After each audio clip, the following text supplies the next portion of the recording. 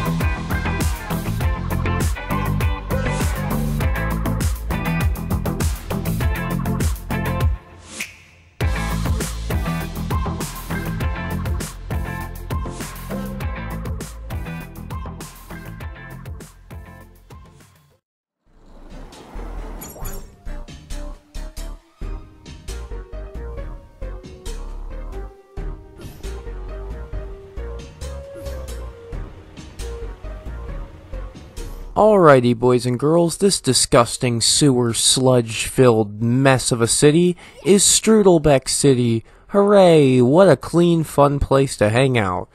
I think in a previous episode I accidentally called the other city that we were in Grashugal Town, or Grashugal City? I don't really know what it's called. That one. I think I called that Strudelbeck, because I'm stupid. Hey there, kid. I'm Ariel Roman, reporter for the Strudelbeck Times. Wait a minute. Are you Ben 10? Yeah, that's me. But how did you know? Stefan told me about all the good you've been doing around Strudelbeck. Oh, it's no big deal. Unless you want to put me in the paper. In that case, it was pretty brave. I could use someone with your, talents. A strange smell from the factory's got me worried. Could you go take a look? There may be a real story there. You'd put me on the front page? The featured story. Get down there, kid! Oh man, we're gonna be on the front page of the paper, and we get to clean up the sewer sludge? Alright, that's a win-win scenario if you ask me. And, ooh, look at that over there. I don't know if you saw it, but that was a DJ Decibel door that we can definitely go in pretty soon. And shut up, Carla Clams. This is the exact same word-for-word spiel that you gave me in the last city. Just clam up, if you will. Leave me alone, I swear. We'll come check out your shop, though, for being real. I got the goods you're looking for. Highly doubt that, Carla Clams, but let's take a look. Health bar, luck bar, power bar. Same amount of money for the upgrades. Treasure maps for this city instead. Great.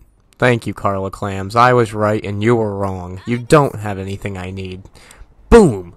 Although if I had the money, I would have bought one of the upgrades. Hopefully in enough time, in due time, we will have enough for an upgrade. We're getting there. We're at like 1,600 coins at the moment, so we're definitely closer than we have ever been before.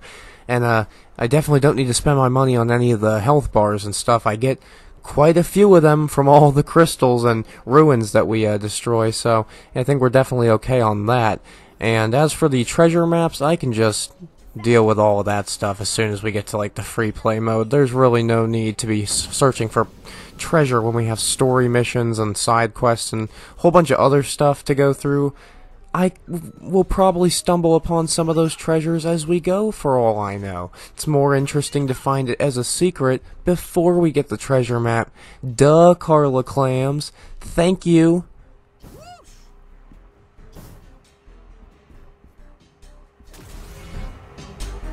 Gross! Even I wouldn't want to shower in that water.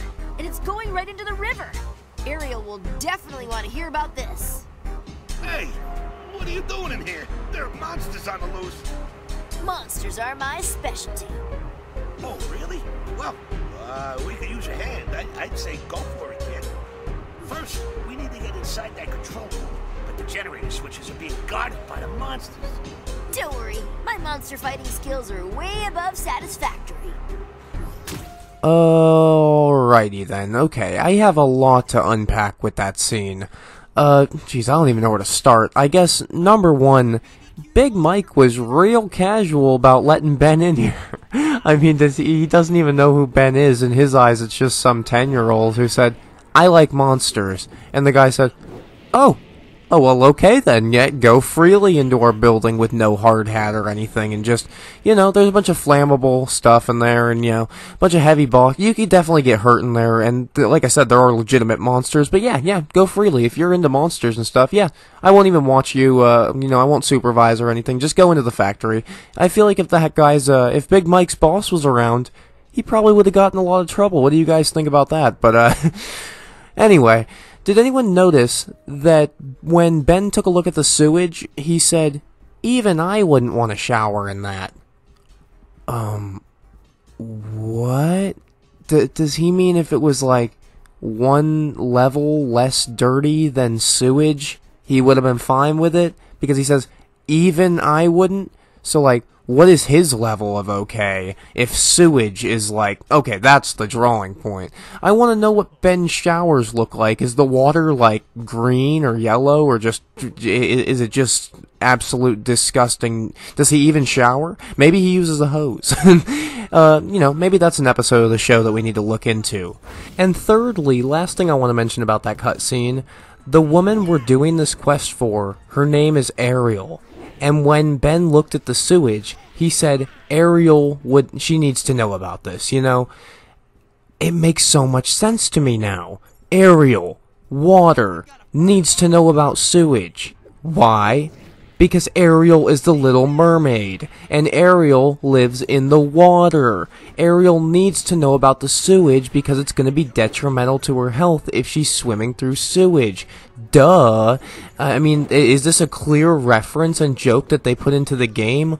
Or am I just looking way too far into something that is really meaningless and they probably didn't mean to do it and make a funny reference, but I'm the one that noticed it? And hey, good on them either way. I'll take it. I'd like to imagine that it was an intentional reference, and maybe this game has a bunch of Easter eggs in it, and we just haven't stumbled upon them or noticed it yet. You know, maybe this game is even more elaborate and big than we thought it was before. I will say, speaking of big and expansive, that's just literally made me think of this. I was looking at the trophies list for this game the other day, and literally the 100% platinum trophy, 0.1% people have it. And before, literally maybe 2 days ago, I swear, because I was looking at it before and then looked at it again and it changed to 0.1, it was at 0.0. I think literally like one human being has the platinum trophy for this game. And yeah, I hopefully that'll be maybe a goal that we can reach, and we can be 0.2. That we can maybe bring some life to this game. I don't know. Everyone, this is a call to action. We all need to get out and try to at least score some trophies on this game. 0.1 is so sad and pathetic to look at. I'm like, that is so depressing. They put a lot of work into this game, guys. Come on, let's show them our support a little bit by at least completing the game to 100%, not just beating the story or whatever, and they'd be like, okay, I'm all done with that. No, come on, let's at least get the collectibles collectibles. Let's get the trophies. It's nothing hard. I mean, a lot of the trophies are just like completing stuff in the game. Like every time you get one of the aliens unlocked, it's 50 gamer score on Xbox, I'm pretty sure, and it's a silver trophy on PlayStation. So this game is not hard to platinum. I don't know why it's at 0.1%. I'm sorry, I know I'm going off on this for a while, but that is so crazy to me. That literally blows. I don't think I've ever seen a game. It blows my mind. I don't think I've ever seen a game that is that low of a percentage. It's like no one plays this. Maybe people are just giving up on the idea of trophies and achievements at this point, and that is so sad to me. I've been a trophy hunter since the start, and I always will be.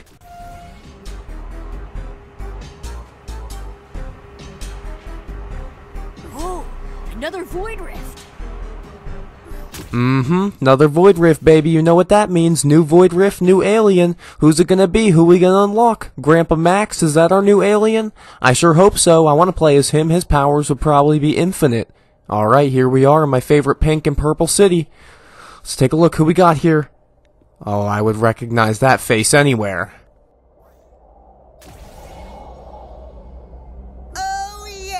Accelerate back, Hex won't even see what's hitting him.